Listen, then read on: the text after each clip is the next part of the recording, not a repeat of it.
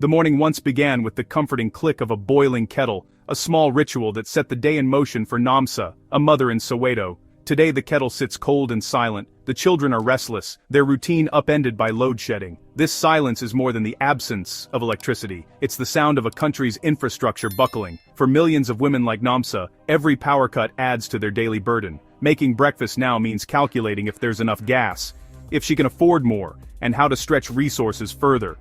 The rhythm of life stutters, replaced by anxiety and frustration. The darkness is not just physical. It isolates, breeds fear, and steals small joys, like reading or sharing a show as a family. Those with generators hum in the distance, highlighting the gap between those who can buy their way out and those left behind. For women, the return of load shedding is a personal affront, undermining their ability to care for their families and find peace.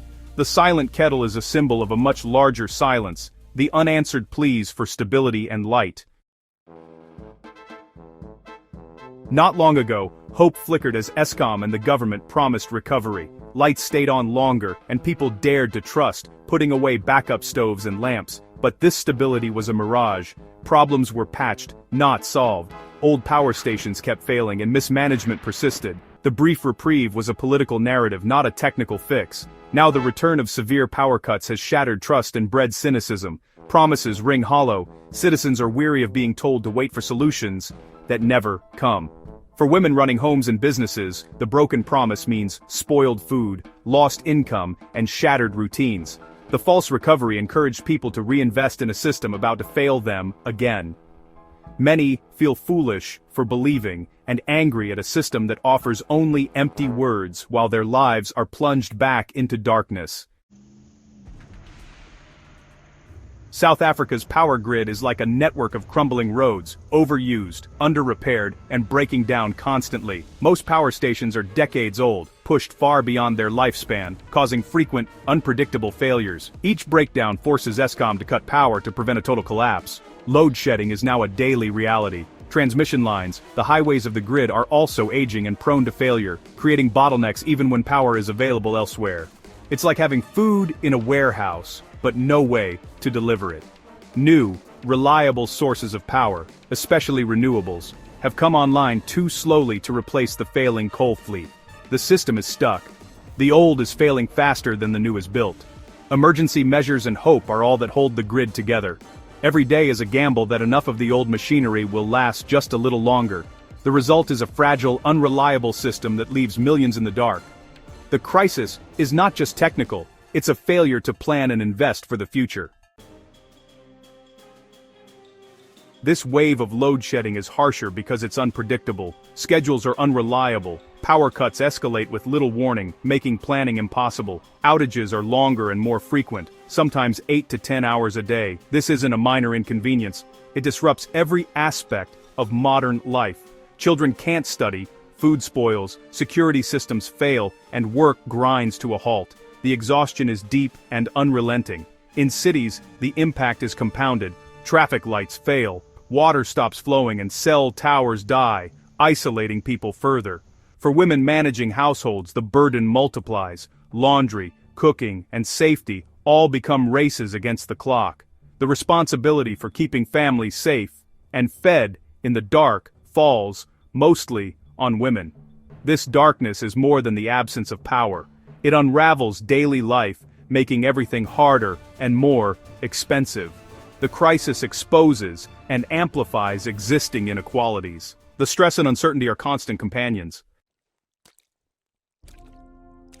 When the power goes out, women's work multiplies. They are the caregivers and managers, keeping families afloat amid chaos. Load shedding turns simple tasks, like cooking dinner, into logistical nightmares. Women rush home to cook before the lights go out, sacrificing precious time.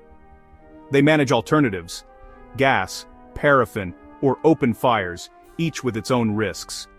Women keep children calm, help with homework by candlelight, and absorb everyone's frustration. Many run small businesses: hairdressers, bakers, seamstresses, crippled by every hour without power. Unlike big businesses, they have no safety net, trapping them in poverty. Darkness also brings fear. Women feel more vulnerable, and the stress never lets up. This unseen labor is the silent cost of the crisis, carried by women far from the boardrooms where decisions are made. Load shedding exposes South Africa's deep inequalities. In wealthy suburbs, generators and solar panels keep life running, inconvenience is buffered by money. For the poor, there are no private solutions, just darkness, candles, and spoiled food. Women-run businesses and townships are devastated. Survival is at stake. Some municipalities shield residents from the worst, but in poorer areas, fragile infrastructure means days without power. The poor are punished twice, by national crisis and local incompetence. The crisis is not just about electricity, it's about who gets to adapt and who is left behind. The burden falls hardest on women in low-income communities, expected to navigate a crisis they didn't create. Load shedding is a direct threat to survival and safety for the most vulnerable. The crisis highlights the fractures of class and geography. Access to electricity is determined by your address and your bank balance. The darkness reveals the injustice at the heart of South African society.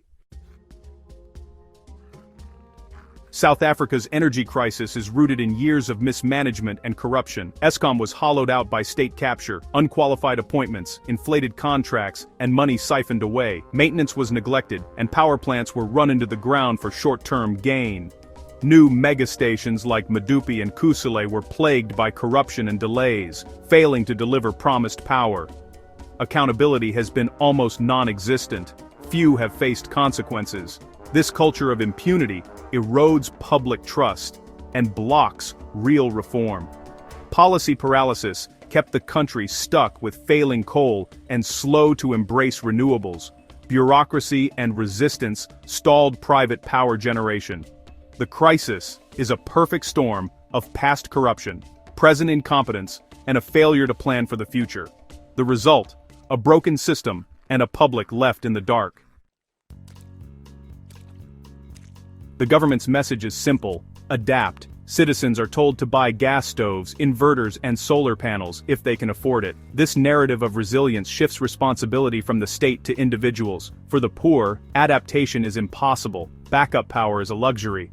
The crisis creates a two-tier system: electricity for those who can pay, darkness for those who can't. Women bear the brunt, taking on more work and risk just to keep families going.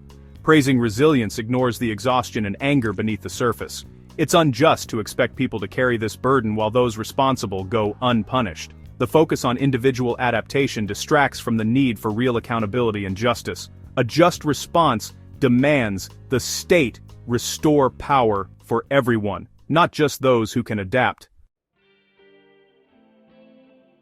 Ending the crisis requires more than technical fixes. It demands clean, accountable leadership and bold policy. Corruption must be rooted out and skilled, ethical leaders put in charge. Only with restored trust can real solutions take hold. The grid must be modernized, maintain what can be saved, retire what can't, and accelerate renewables.